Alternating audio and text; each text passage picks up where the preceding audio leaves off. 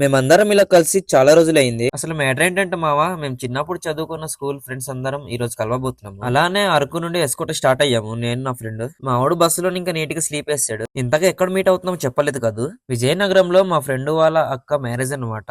అందరం అక్కడే కలుస్తున్నాము. ఎస్కోట కాంప్లెక్స్ దిగగానే ఇంకా ఇద్దరు కలిసారు మాతో. విజయనగరం బస్సు రాగానే అక్కడ నుంచి ఎక్కి స్టార్ట్ అయ్యాం. విజయనగరం వెళ్ళగానే వైజంక్స్ లో దిగిన వెంటనే మా కోసం కార్ రెడీగా ఉండింది. ఇంకా కార్ లో ఎక్కి డైరెక్ట్ గా ఫంక్షన్ హాల్ వచ్చేసాము. ఫంక్షన్ హాల్ లో వెళ్ళగానే మా వాళ్ళు రిసీవ్ చేసుకున్నారు.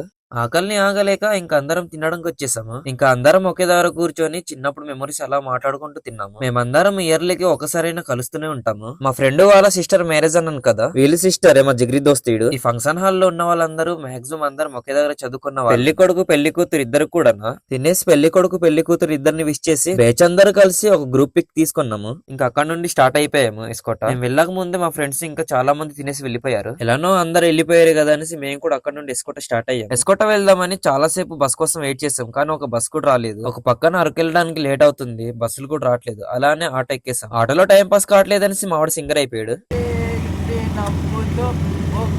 వీడు పాడిన పాటలకి ఆ డ్రైవర్ అన్న కూడా చిరాకు వచ్చినట్టుంది, అంత స్పీడ్ కి తీసుకొస్తాడు ఎస్కోట. ఫైనల్లీ ఫ్రెండ్స్ అందరం కలిసాం.